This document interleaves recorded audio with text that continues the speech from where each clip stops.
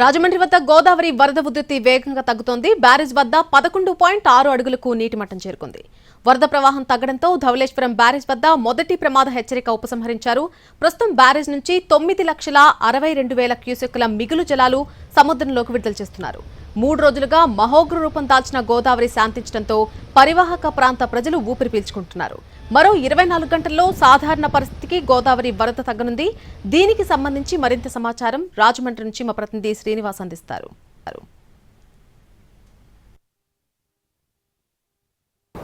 మహోగ్ర రూపం దాల్చిన గోదావరి శాంతించడంతో వేగంగా గోదావరి వరద నీటి మట్టం తగ్గుతుంది. ప్రస్తుతం చూసినట్లయితే ఈ ఎగువ ప్రాంతాల్లోంచి వస్తున్న గోదావరి వరద నీటి ప్రవాహం అంతా కూడా తగ్గడంతో క్రమేపీ ఇక్కడ గోదావరి వరద నీటి మట్టం తగ్గడం జరుగుతుంది. ప్రస్తుతం రాజమండ్రి వద్ద మొదటి ప్రమాద హెచ్చరికను ఉపసంహరించడం జరిగింది. దీంతో ఇక్కడ గోదావరి సాధారణ పరిస్థితులకు చేరుకునే అవకాశాలు కనిపిస్తున్నాయి.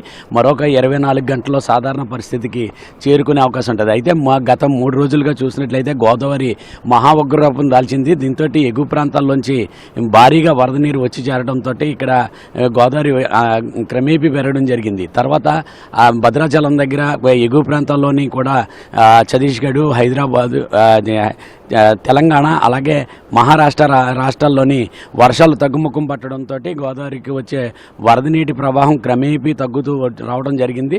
అయితే నిన్న వరకు కూడా 12.3 అడుగుల వద్దకు గోదావరి వరద నీటి మట్టం చేరుకున్న మొదటి ప్రమాద హెచ్చరికను మించి ప్రవహించడం జరిగింది.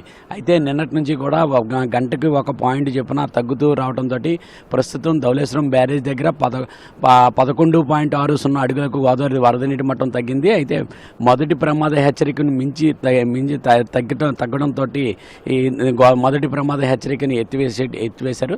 అయితే ప్రస్తుతం చూసినట్లయితే గోదావరి సాధారణ పరిస్థితులకు చేరుకునే అవకాశాలు కనిపిస్తున్నాయి. మరో 24 గంటల పాటు గోదావరి ఇలాగ ఉధృతంగా ప్రవహించిన తర్వాత మళ్ళీ తగ్గుముఖం పట్టే అవకాశాలు ఉంటాయి.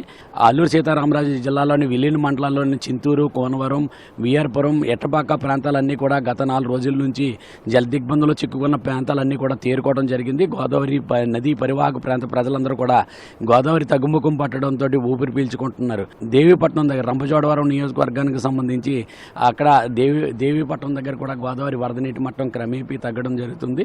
దాంతో అక్కడ గోదావరి అక్కడ గండిపోసమ్మ అమ్మవారి గుడి ఇప్పటికీ కూడా మునిగిపోయి ఉన్నది. అయితే అది కూడా అక్కడ కూడా గోదావరి వరద నీటి మట్టం క్రమేపీ తగ్గుతున్నది. ఇంకా పోలవరం ప్రాజెక్టు దగ్గర స్పిల్వే మీద నుంచి కూడా భారీగా వరద నీరు ప్రవహించింది. అక్కడ కూడా గోదావరి వరద నీటి మట్టం తగ్గడంతో గోదావరికి దిగువకి విడుదల చేసే నీళ్లు మట్టికి చూస్తున్నట్లయితే 9 లక్షల క్యూసెక్కుల నీటిని పోలవరం ప్రాజెక్టు నుంచి దిగువకు విడుదల చేయడం జరుగుతుంది.